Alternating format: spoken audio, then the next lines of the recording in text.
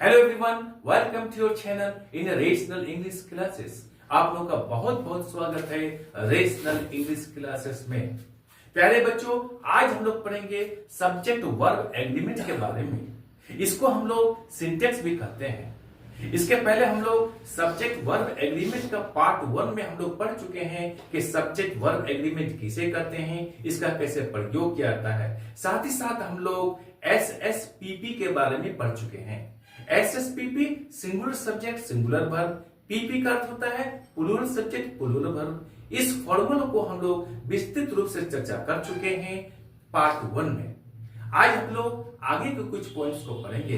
यदि आप किसी भी एग्जाम की तैयारी कर रहे हो तो ये वीडियो आप लोगों के लिए बहुत महत्वपूर्ण है। आप वीडियो को अंत तक देखेंगे। कुछ पॉइंट्स हम लोग पढ़ चुके हैं, कुछ पॉइंट्स हम लोग आज पढ़ेंगे। चलिए हम लोग शुरू करते हैं। इसका पहला पॉइंट क्या है, पहला कंसेप्ट क्या है?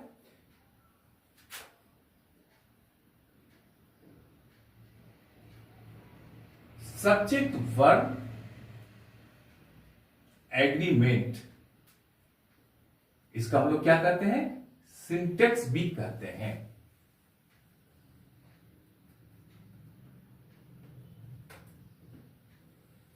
इसका पहला कंसेप्ट हम लोग पढ़ेंगे। पहला कंसेप्ट क्या है? वन ऑफ के बाद प्लूरल सब्जेक्ट किंतु सिंगुलर वर्ब का प्रयोग किया जाता है। वन ऑफ के बाद प्लूरल सब्जेक्ट किंतु वर्ब सिंगुलर होता है। क्यों? कि सेंटेंस का सब्जेक्ट वन होता है। जैसे one of the girls is very intelligent.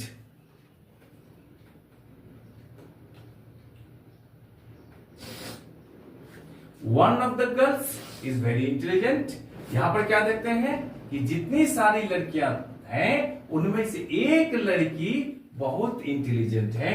एक लड़की यहां पर वाक्य सब्जेक्ट है, इसलिए वर्ब यहां सिंगुलर होगा।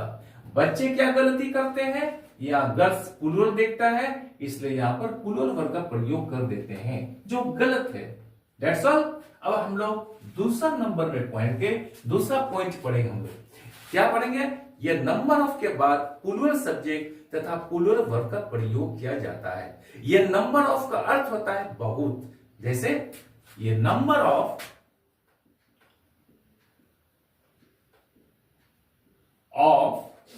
बॉयज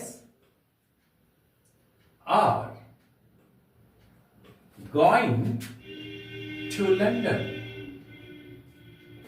यह नंबर ऑफ का अर्थ होता है बहुत। इसके साथ प्लूरल सब्जेक्ट तथा प्लूरल वर्ब का प्रयोग किया जाता है।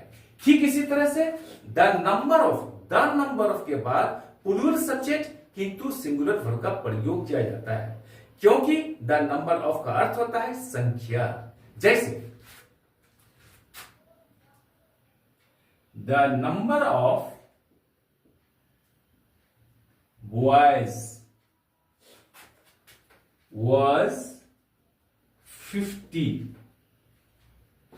द नंबर ऑफ बॉयज, लड़कों की संख्या 50 थी। यहां बच्चे क्या गलती करते हैं? बॉयज को प्लूरल देखता है, इसलिए यहां प्लूरल का प्रयोग करता है, जो गलत है। यहां क्या होगा? इसके साथ हमेशा सिंगुलर वर्ब का प्रयोग होगा। That's all. अब हम लोग नंबर 3 कंसेप्ट को पढ़ते हैं। नंबर 3 कंसेप्ट में क्या है? मच तथा मच ऑफ के बाद सदा अनकाउंटेबल नाउन, जिस नाउन को हम गिन नहीं सकते हैं, उसका प्रयोग होता है तथा उसके साथ सिंगुलर वर्ब का प्रयोग होता है। जैसे मच मिल्क। मच तथा मच ऑफ का क्या होता है? बहुत। Much milk is in the pot. बर्तन में बहुत दूध है। मच मिल्क, मच के बाद मिल्क है, मिल्क अनकाउंटेबल नाउन है, इसलिए उसके साथ सिंगुलर वर्ब का प्रयोग किया गया है। नंबर चौथा कंसेप्ट क्या हम लोग का? जब दो या दो से अधिक एडजेक्टिव्स किसी सिंगुलर नाउन के साथ आए तो उस नाउन को प्लूरल समझा जाता है तथा उसके साथ प्लूरल वर्ब का प्रयोग किया जाता है। जैसे social and political right are necessary. याद रहे, सोशल एंड पॉलिटिकल दो एडजेक्टिव्स है, एंड से जुटा हुआ है। सोशल का अर्थ होता है सामाजिक, पॉलिटिकल का अर्थ होता है राजनीतिक। दो या दो से अधिक एडजेक्टिव्स किसी सिंगुलर नाउन के साथ है, यहां पर राइट है तो इसको हम क्या करते हैं, प्लूरल बना देंगे तथा उसके साथ प्लूरल वर्ब का प्रयोग करेंगे। याद रहे, यदि दो या दो से अधिक एडजेक्टिव्स किसी सिंगुलर नाउन के साथ आए तो उसको प्लूरल बनाया जाता है तथा उसके साथ प्लूरल वर्ब का प्रयोग किया जाता है। That's all. अब हम लोग आगे पढ़ते हैं, नंबर 5 पढ़ेंगे हम लोग। नंबर 5 में क्या पढ़ेंगे, यदि किसी सेंटेंस में ये लॉट ऑफ, लॉट्स ऑफ, ये great deal of, plenty of इत्यादि शब्द का प्रयोग हो तो उसके साथ प्लूरल सब्जेक्ट तथा प्लूरल वर्ब का प्रयोग किया जाता है। ये सारे शब्दों का अर्थ था बहुत, जैसे ये lot of boys are present, यानी लॉट ऑफ बहुत से लड़के प्रेजेंट हैं, उपस्थित हैं।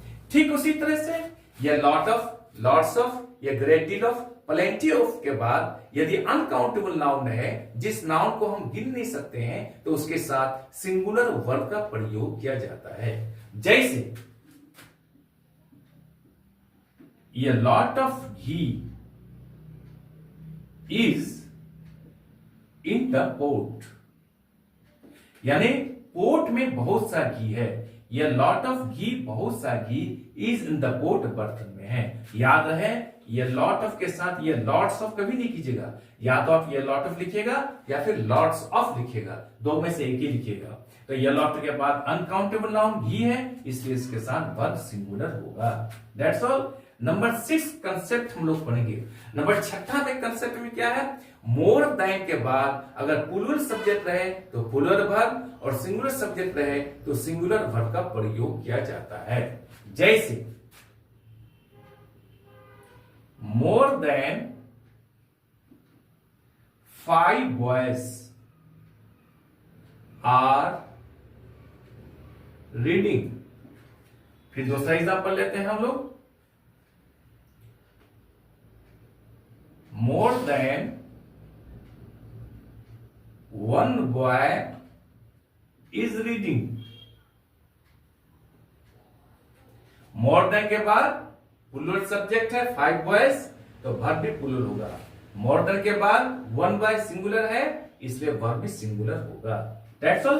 अब हम लोग आगे की कंसेप्ट को लेते हैं, आगे के पॉइंट्स को लेते हैं। नंबर 7, नंबर 7 में क्या पढ़ेंगे, 1 और 2 के बाद प्लूरल सब्जेक्ट तथा प्लूरल वर्ब का प्रयोग किया जाता है। जैसे 1 और 2 बॉयज आर रीडिंग। क्या है, 1 और 2 बॉयज, 2 प्लूरल है इसलिए प्लूरल सब्जेक्ट भी आ गया। 1 और 2 बॉयज, एक या दो लड़के आर रीडिंग पढ़ रहे हैं। नंबर 8 में हम लोग पढ़ेंगे, क्या पढ़ेंगे, यदि किसी सेंटेंस की बनावट नाउन ऑफ नाउन रहे तो ऑफ के पहला जैसा सब्जेक्ट रहेगा तो वैसा ही वर्ब सिंगुलर या प्लूरल होगा। जैसे किसी सेंटेंस की बनावट noun plus of plus noun हो तो ऑफ के पहले जैसे सब्जेक्ट रहेगा वैसे यहां पर वर्ब आएगा। अगर ये सब्जेक्ट अगर प्लूरल है या प्लूरल वर्ब, अगर ये सिंगुलर है तो यह सिंगुलर वर्ब का प्रयोग होगा। जैसे द स्टूडेंट्स ऑफ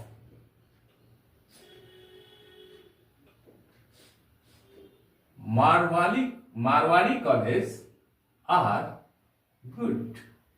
यहां ऑफ है, एक नाउन यहां पर द स्टूडेंट्स है, दूसरा नाउन यहां पर क्या है, मारवाड़ी कॉलेज है। तो ऑफ के पहले यहां पर प्लूरल सब्जेक्ट है स्टूडेंट्स, इसलिए यहां पर वर्ब प्लूरल होगा।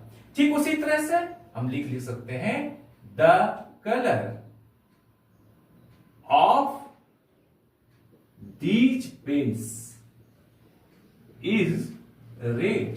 यहां कलर एक नाउन है, ऑफ यहां बीच में है, दीज पेन्स एक नाउन है, ये प्लूरल है, यहां पर सिंगुलर है, तो ऑफ के पहले यहां पर कलर सिंगुलर है इसलिए वर्ब सिंगुलर होगा।